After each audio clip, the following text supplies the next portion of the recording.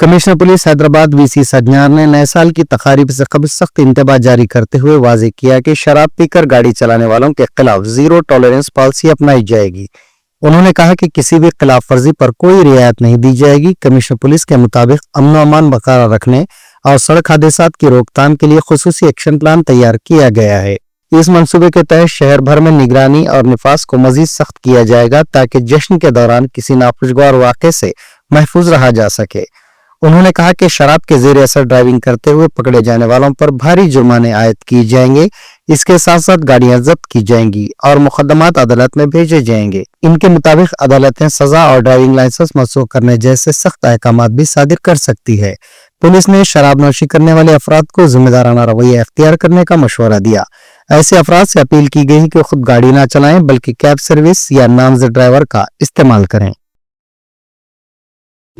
Hyderabad city police ఈ drunk and driving పైన చాలా ఉక్కుపాదం మోపుతుంది.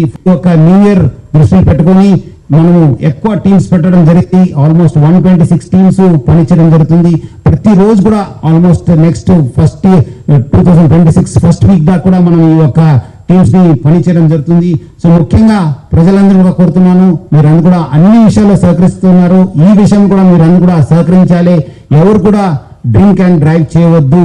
మీరందరూ కూడా తాగి బండి నడిపితే చాలా అంటే చాలా స్ట్రింజెంట్ యాక్షన్ తీసుకోవడం జరుగుతుంది. సంవత్సరం మీ యొక్క ఫ్యామిలీస్ ఫ్రెండ్స్ మధ్యలో మీరు చేసుకోవాలి, కానీ 4 గోడల మధ్యలో చేసుకోవద్దని చెప్పి మరి కోరుతున్నాను.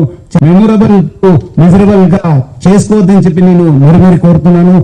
అట్లానే ఈ యొక్క డేంజరస్ డ్రైవింగ్ పైన కూడా హైదరాబాద్ సిటీ ట్రాఫిక్ పోలీస్ చాలా గట్టిగా మనము ఎఫర్ట్స్ పెట్టడం జరుగుతుంది. ముఖ్యంగా హెల్మెట్ లెస్ డ్రైవింగ్ కావచ్చు, మైనర్ డ్రైవింగ్ కావచ్చు, రాంగ్ డ్రైవింగ్ కావచ్చు, దానిపైన కూడా చాలా అంటే చాలా ఫోకస్ గా మనం పనిచేయడం జరుగుతుంది. మనం కూడా ఈ ట్రిపుల్ రైడింగ్ కావచ్చు, మన మొబైల్ ఫోన్ యూసేజ్ కావచ్చు, రాంగ్ సైడ్ డ్రైవింగ్ పైన చాలా మనము గట్టిగా ఎఫర్ట్స్ పెట్టడం జరుగుతుంది.